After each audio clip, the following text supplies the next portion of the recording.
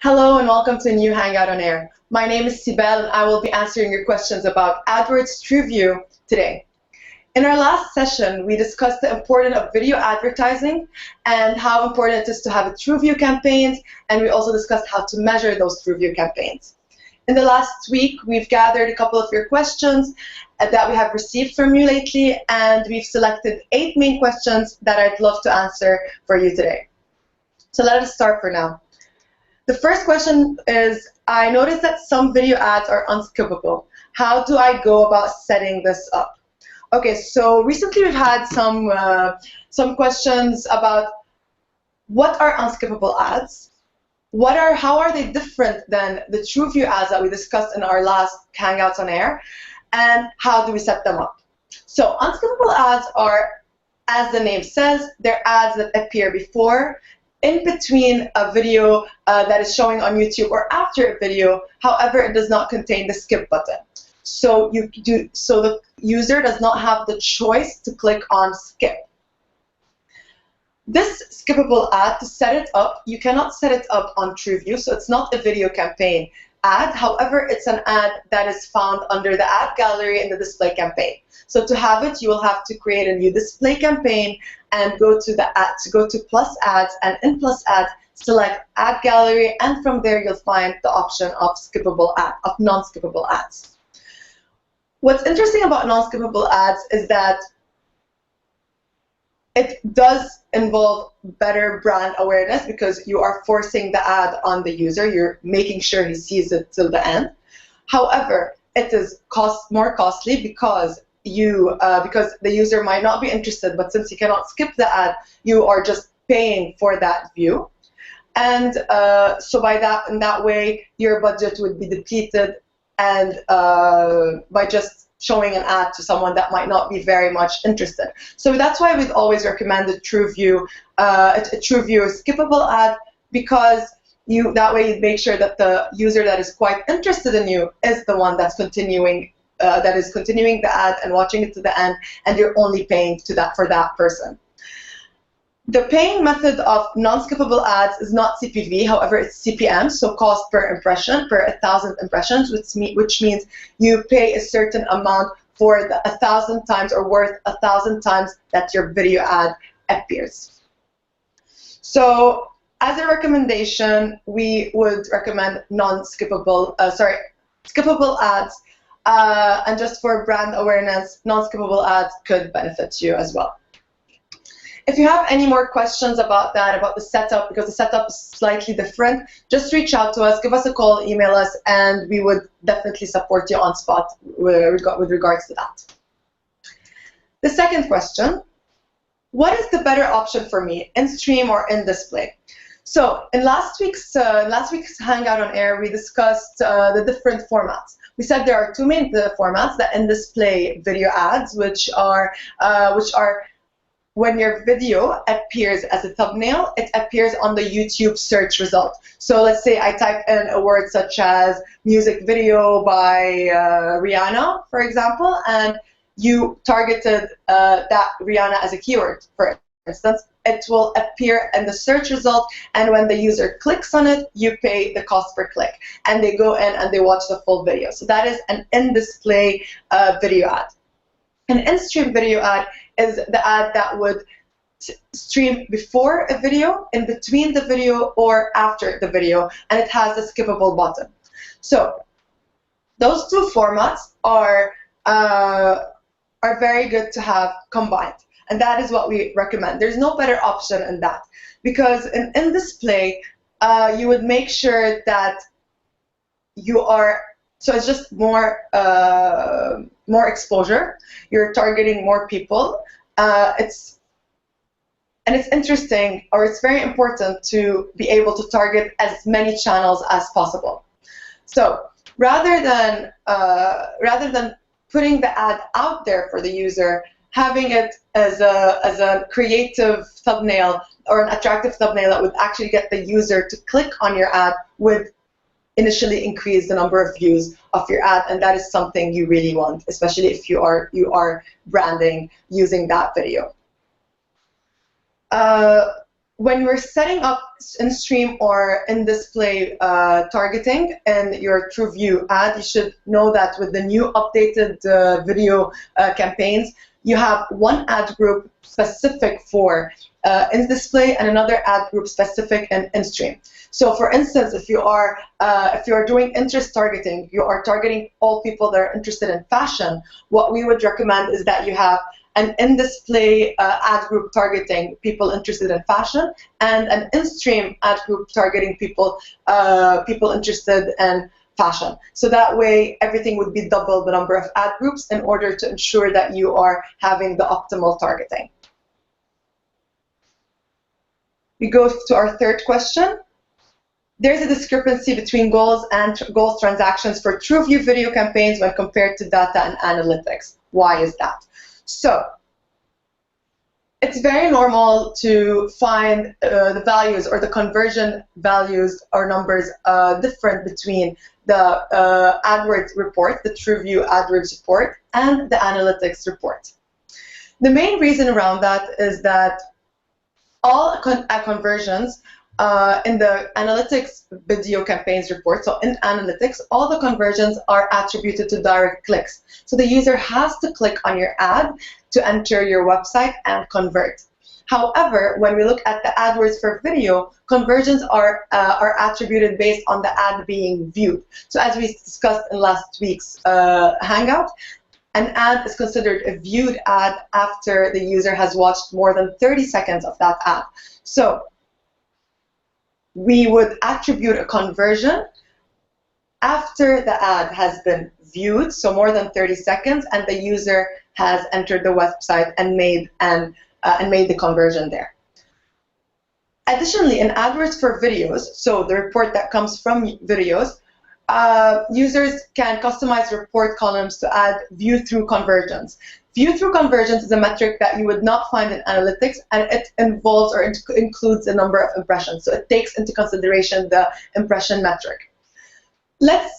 So to make it a bit more clear, I will give you a couple of scenarios. So the first scenario, let's say a user watches Trueview, he hits the view threshold, so he did watch more than 30 seconds, and clicks through the website and converts, and then he goes to the website and converts.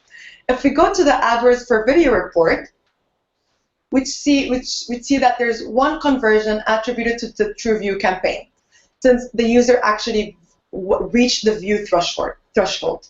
So that would be appearing on the AdWords for video. We go to the Google Analytics conversion video campaigns report. We would see that it does as well show one conversion, and that is because the user clicked on the ad and went to the website. So as you mentioned, you have to click on the ad and go to the website. Another scenario, let's say that the user watched the Trueview ad, so there's an impression, however, he skipped before 30 seconds, so it did not hit the view threshold. But then he goes and clicks through the website and he converts. So he clicks on the ad and he converts. So if we go back to the AdWords for video, it only shows conversions for view-through conversions. So you will not see the one, because you won't see the one conversion because it did not reach the threshold like in the first scenario. But if you want to see it, you can see it under filtering the view-through conversion column, and that is where you can see the impression being taken in consideration. In other words, it's telling you because the user saw this very slight or small part of your ad before 30 seconds, he was actually intrigued and just entered directly the website without reaching the threshold and converted. So that would be the information communicated here. Whereas in the Google Analytics video campaigns report, you would see the conversion, and that is it would be under website click or visit. So here would be the discrepancy.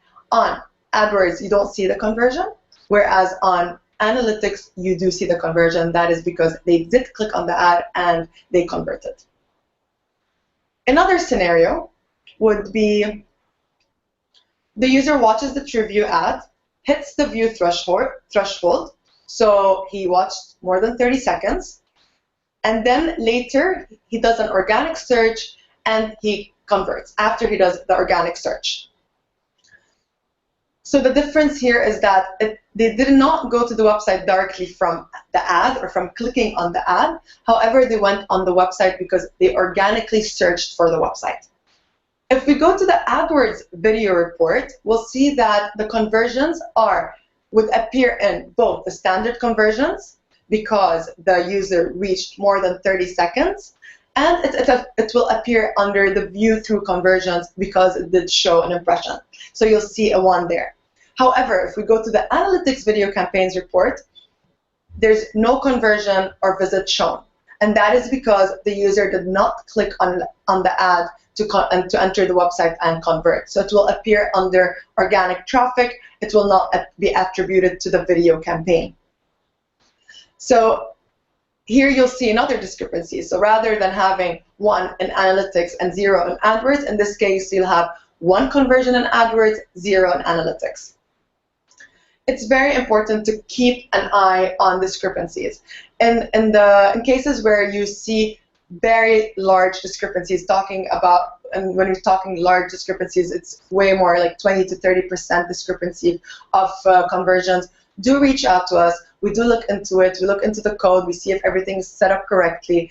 And in many cases, conversion codes could be set up incorrectly on the website, and it could be, or the analytics code itself would be set up incorrectly, and it would be triggering inaccurate numbers.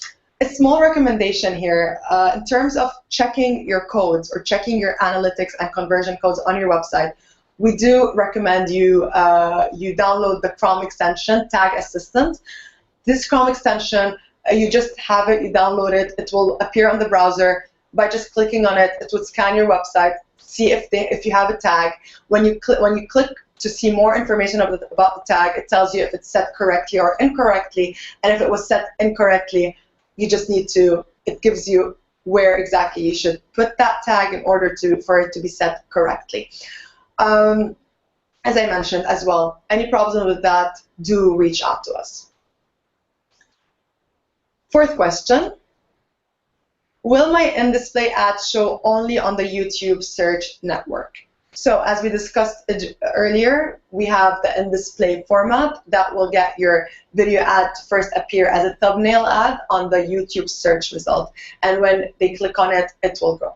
So here's the difference between a display campaign and having an in-display video ad on Trueview. So in a display campaign, when you go for an ad, that is a video ad, and you target what placements, interests, this video ad will appear on different websites. It will not appear on YouTube. It does not appear on the search results of YouTube, unless you target youtube.com as a placement, or you make sure that youtube.com is a placement. So that would be in a display campaign. However, in a Trueview campaign, in a video campaign, the in-display ad group, the ad group in which you created it to be only in display, so you check that feature in it, the results will only appear, or your ad will only appear on the YouTube search network result page. And that is why usually we recommend to use keyword targeting more with in-display ads, because in that way you have more flexibility in targeting certain keywords that you believe people that type them in on YouTube are more likely to be interested in your product or in your service or in your ad in general. So no, your in-display ad would not show on other pages other than the YouTube search network result page. Do Trueview campaigns support videos not posted on YouTube? Again, so as we discussed in our last Hangout on air, we said that you need to have a channel on YouTube. You need to upload your video on YouTube in order for you to create a campaign on AdWords. I know there are so many websites that host videos, and you could have your video uploaded there, whether it's on social media or whether it's on video-oriented platforms. Unfortunately, we do not have access to go into those programs and take them directly, take the video directly from those platforms and have them on AdWords. The only platform that we have access to is youtube.com, and that is why it's very important that you have your ad appearing, your ad or your video uploaded on YouTube. As well, it's a good thing because the fact that we have access to YouTube, and it's very easy to link your YouTube account to the AdWords account because they're both Google products, it would be easier to set remarketing, it would be easier to set reporting, to have measurements across all Google products, just because you are using YouTube and you're using YouTube and you are linking it to your AdWords account as well to the analytics. So no, you cannot use videos for Trueview campaigns if they're not hosted on YouTube. Our sixth question for today. So, what do I stand to gain by displaying my videos as an ad across all formats? We've had this question pop up a couple of times recently. People are always asking, why should I use in-stream, in-display, skippable ads? Why should we use all those? Why can't I use only one format and display it with that format? Or why should I let AdWords automatically display my ads across all formats? So the main point, or the main reason, is to reach more prospective customers by ensuring that your video is being watched whenever viewers are watching. So it's just more customers, it's a larger reach. And it's not just when the viewers are watching videos, you are reaching them when they're searching for videos and when they're browsing YouTube videos and websites across the Google Display Network. So that is why we would recommend video ads on Display Network and video ads on Trueview, because in that way your reach is increasing. And it's even better for you to have a better understanding on which ad format exactly is more convenient for you, more convenient for your brand. So that is why we would recommend you start with all ad formats, reach as many people as possible. Then, after you look into the measurements, after you take a look into your reports, you can have a better understanding on what ad format or which ad format gave better results in comparison to another ad format. And that way you would focus on that one and you would increase, for example, your budget there, or you invest higher on that, or you even stop using the other ad formats and focus everything on one ad format since you saw that it is performing the best between all the others. And as we said, do it at the beginning because it will just simplify your campaign and get you started quickly, or get you started quicker. Our before last question for today: can we track conversions made by our Trueview campaigns? As we discussed in our earlier question, we of course can track. We can of course track conversions made by Trueview campaigns, and we discussed discrepancies. How can we track those conversions? What are the different metrics that we look into? So we have discussed earlier the click-through conversions, and it is only attributed when the click occurs on the companion banner on the ad itself. So it's what we see as a conversion in analytics. It's what we discussed earlier. But we do not count the conversion for users who clicked on the ad and then skipped the ad.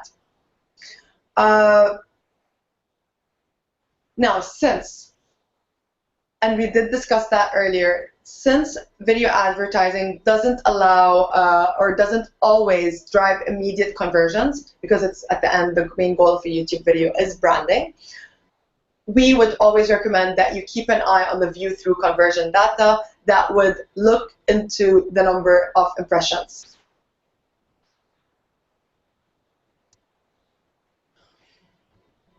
So to quantify the view-through conversion even better, so some tips on how to quantify the view-through conversion is to, first of all, set up click tracking at the ad destination URL level, because as I mentioned, you need that information to see how many people did convert after they at least viewed your ad, even if it meant below than 30 seconds, even if it means before the threshold. Track the conversions that are the result of direct clicks, and that is something you could easily track using analytics.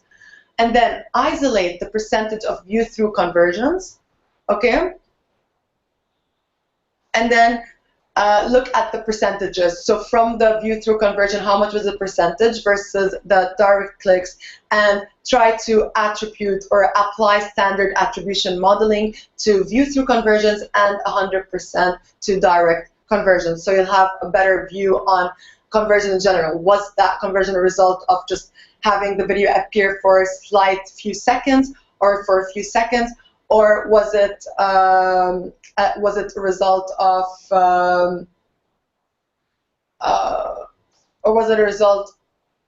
of people just clicking on that banner and directly converting on the website? Maybe people are not interested in the ad, they just want to directly click on it and go to the website. So that would appear as well in analytics. As I mentioned earlier, when it comes to conversions, if you have any questions as well, reach out to us, give us a call, chat and email us, and we can look even more into the code itself, more into the numbers, help you understand those numbers even better. Last question for today. How do I get a big ad on the YouTube homepage? So if you go on youtube.com, on the top part of the page, you would see a big ad, which we call a masthead, that appears throughout the whole day. Those mastheads are not ads you can have or you can upload on AdWords, and based on them you have them on, and because they're on AdWords, they will go on YouTube. So that is not something you can get from within AdWords.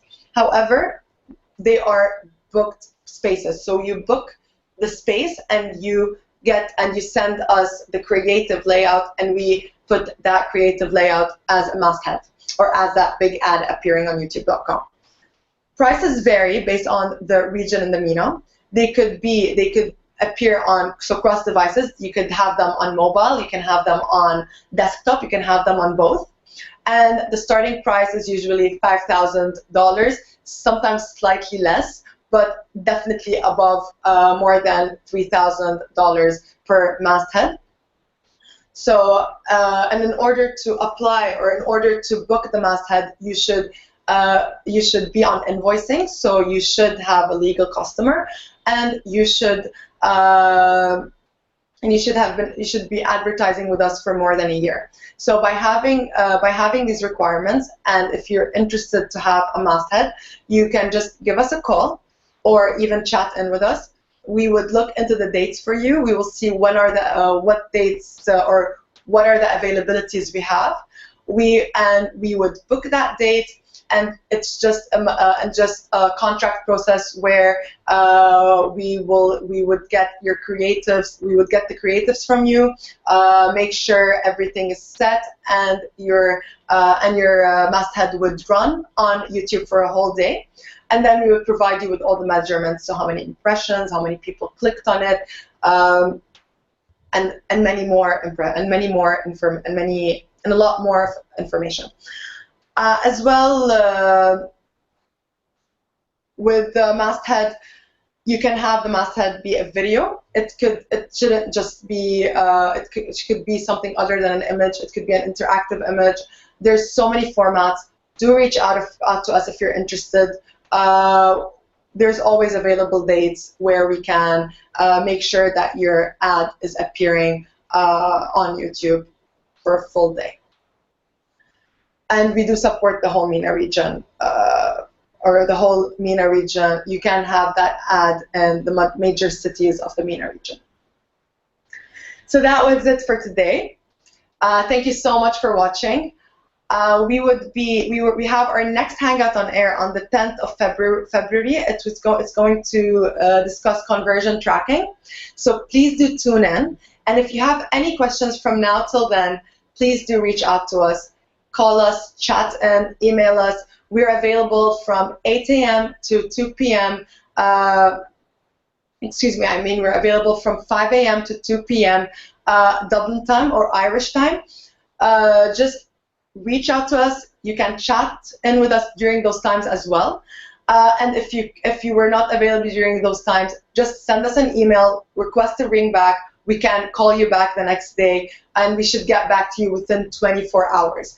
So that is one way to reach us.